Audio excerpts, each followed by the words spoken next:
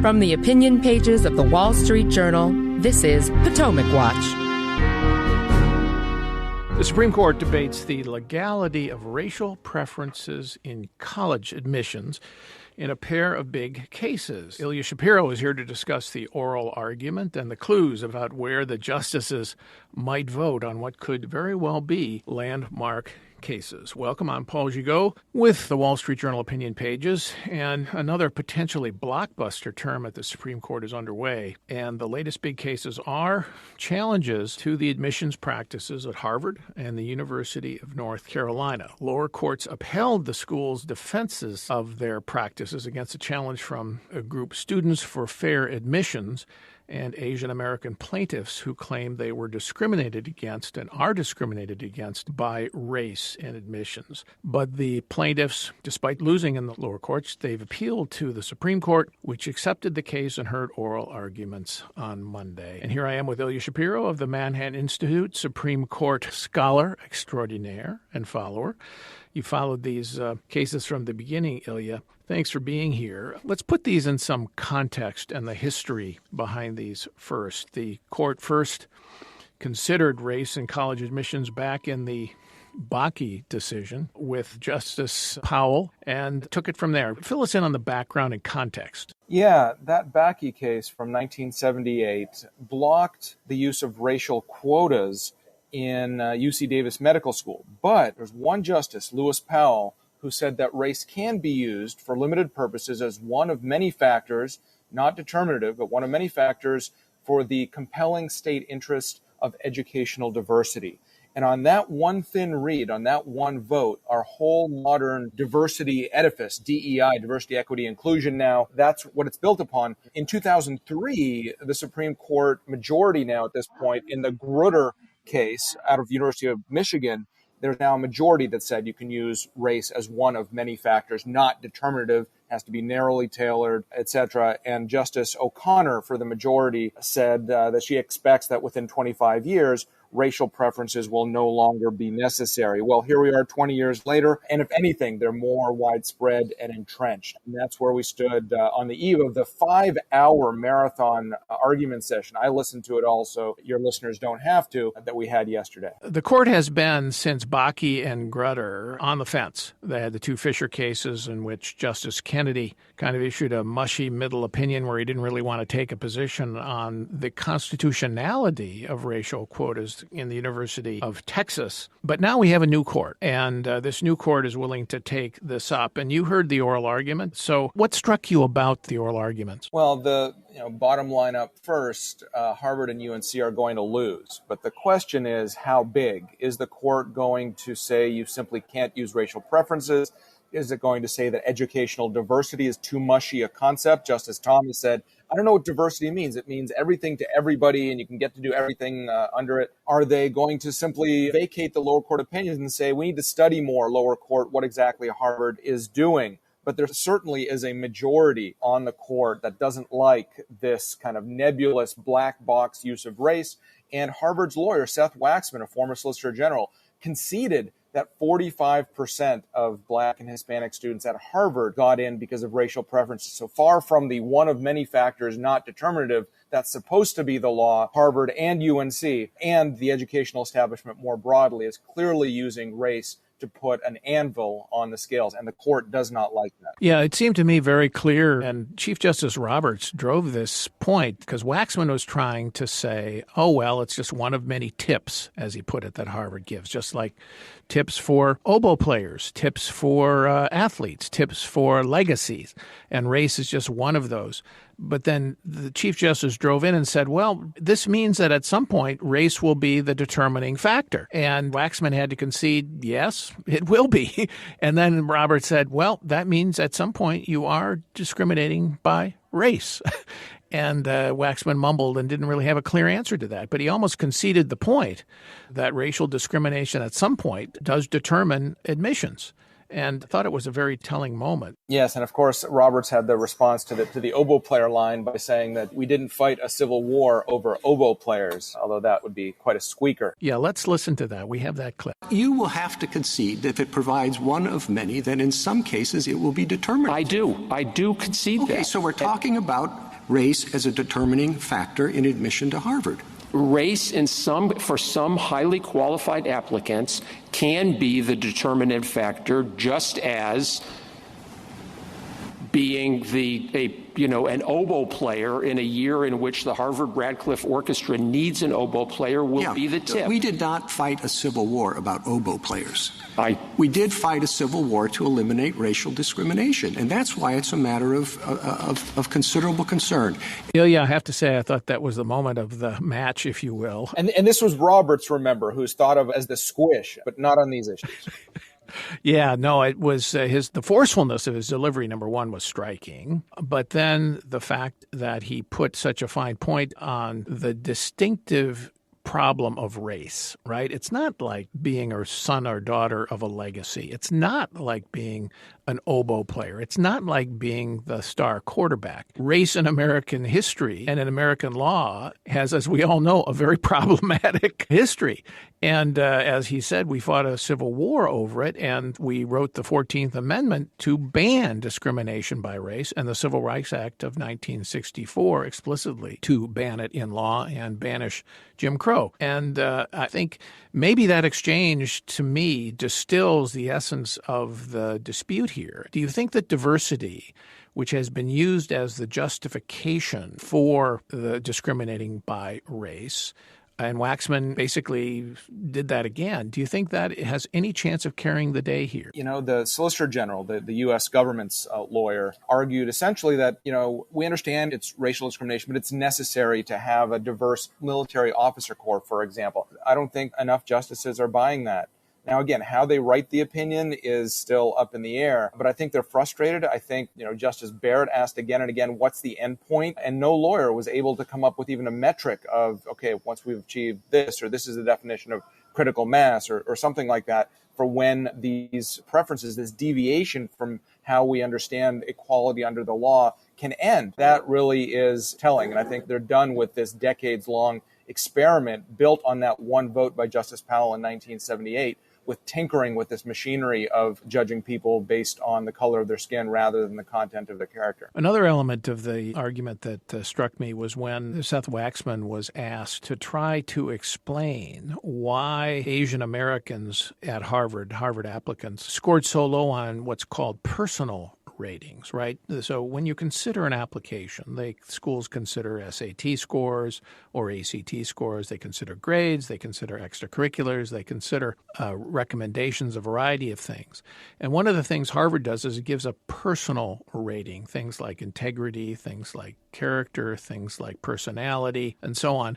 And one of the striking things that the argument that the plaintiffs made is that Asian Americans tended to score low on personal ratings. And it's striking, and their claim is that the personal ratings are the excuse that Harvard uses to say, well, these Asian Americans, despite their stellar scores on other categories, aren't discriminated against by race because they're somehow less striking and dynamic as individuals. What did you make of Waxman's defense of that? I couldn't figure out what he was saying. I think he was saying that none of it was statistically significant. Neither the Asian American applicants' higher academic scores nor their lower personal scores, I think, is disingenuous. I mean, I really don't understand what the defense is or can be. He was kind of talking around the issues, but I'm just not sure that there can be a defense. He also said that the raters, as it were, that what was the evidence that came into district court was just a rough draft or something. It wasn't fully processed. I don't know. There was a lot of mealy-mouthed discussion, but it's very hard to defend. Yeah, I think it's very hard to defend. And he certainly didn't do an adequate job of explaining it.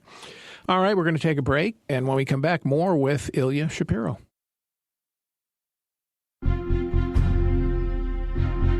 From the opinion pages of the Wall Street Journal, this is Potomac Watch.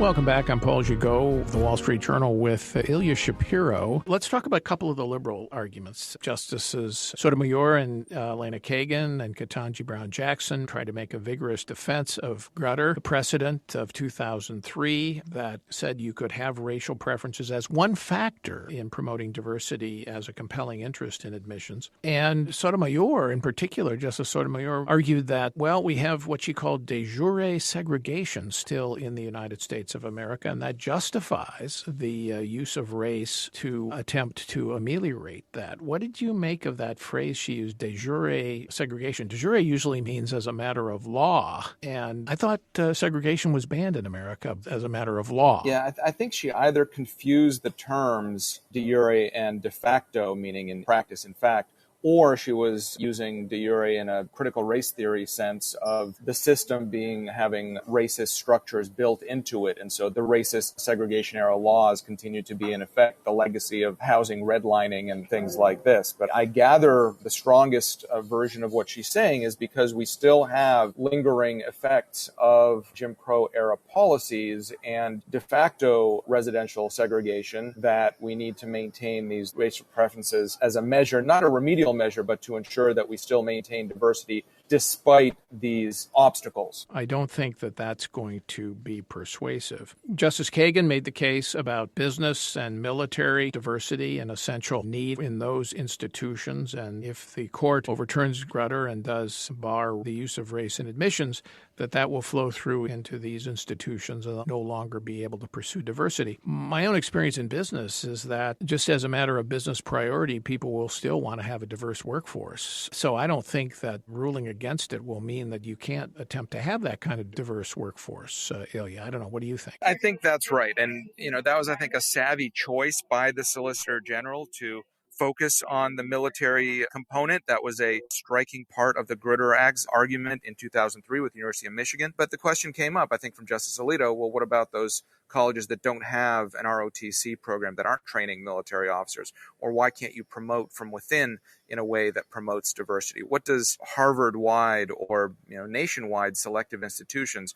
isn't that sort of an overkill for what you're trying to do? At the end of the day, I don't think the military point or other federal government-related points are going to carry the day if what Harvard and UNC's lawyers argued are insufficient. Also, there's been, since the oral argument, a fair bit of speculation that, apart from the four conservatives who look to be solid here, including the Chief Justice, solid in the sense of very skeptical of racial preferences, that Justice Kavanaugh, Brett Kavanaugh, and Amy Coney Barrett were a little more cautious and in the oral argument and a little less definitive in their questioning, and that the suggestion is they may have been looking for a way to uphold Grutter and maybe find a middle ground somehow here that may override the admissions practices in this specific case, but not overturn the precedent of Grutter and not have the court accused again, as it was in last year's terms on the abortion case and others, of overturning precedents. And the examples that they use to people wonder about the two justices is the pursuit of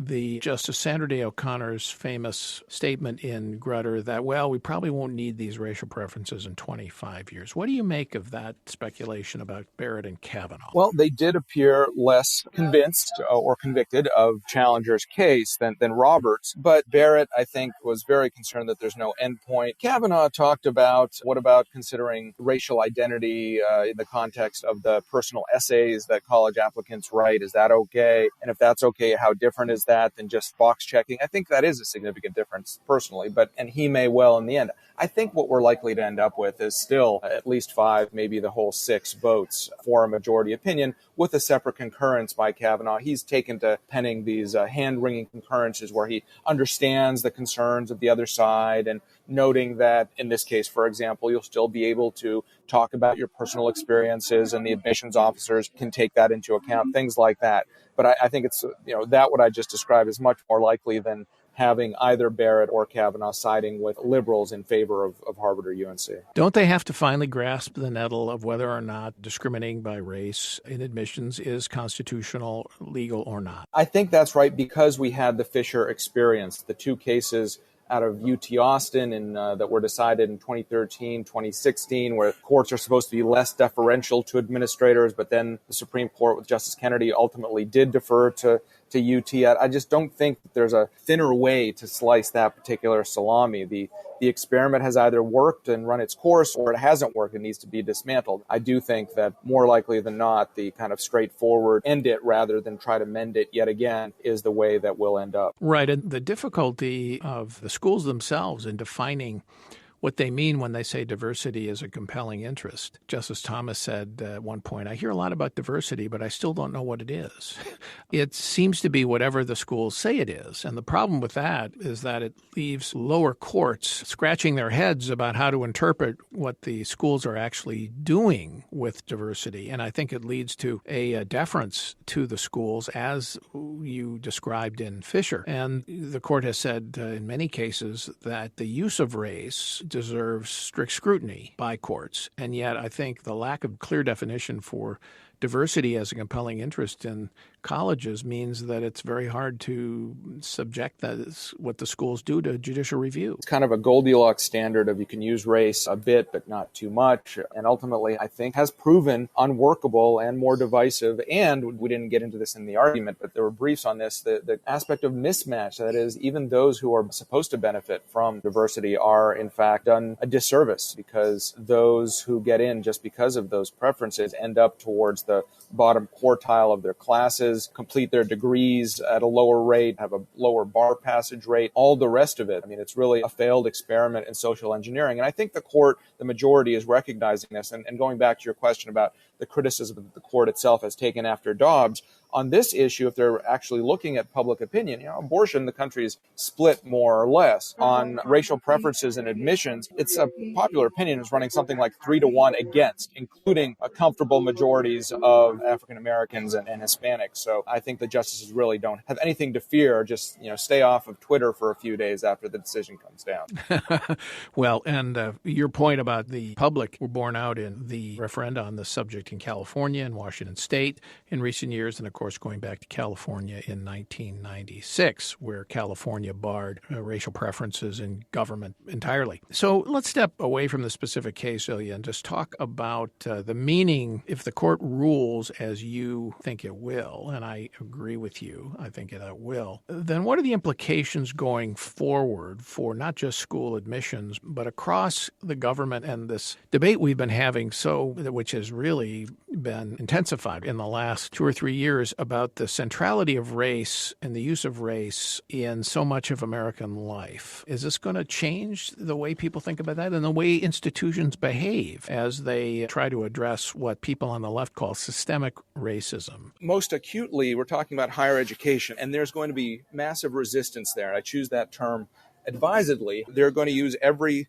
proxy, every pretext to try to achieve the same racial balancing goals. At least many of the institutions will. Some of the smarter ones might move to a socioeconomic preference system, looking at the real backgrounds of applicants regardless of their race. Others will experiment in other ways, I hope. But this is the sharp edge of the wedge, because all of these racialist theories, the critical race theory and whatever, academia is the bleeding edge. And so I'm less concerned about broader societal things. The things are bad enough there, but they're the absolute worst in the context of this racial discrimination in academic institutions. I think it would send an important message, though, culturally and as a matter of law, that echoes broadly through the United States, that this preoccupation with dividing everything based on race faces considerable legal obstacles and is against the American principles and in many cases against the law. Come June, the court really has an opportunity to unite the nation at a time when there is all of this kind of division. So it could be